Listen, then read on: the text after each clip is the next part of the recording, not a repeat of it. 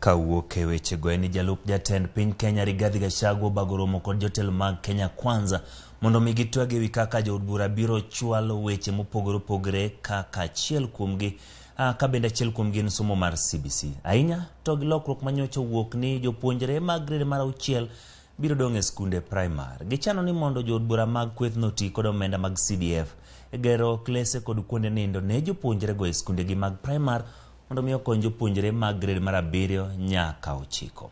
Wawinjo kaka ne chenro no dhi nyime. I think it's much more easy. It's more friendly. People are easy. I think when things settle down, I should be able to come around for lunch so that we can catch up. I'm here this morning to open this conference on legislative matters for the National Assembly, for the majority party, because the President and I attach a lot of importance on the business of the House. We have tremendous respect for the National Assembly and the role that you play to make laws, to appropriate funds, and to play the oversight role of our government.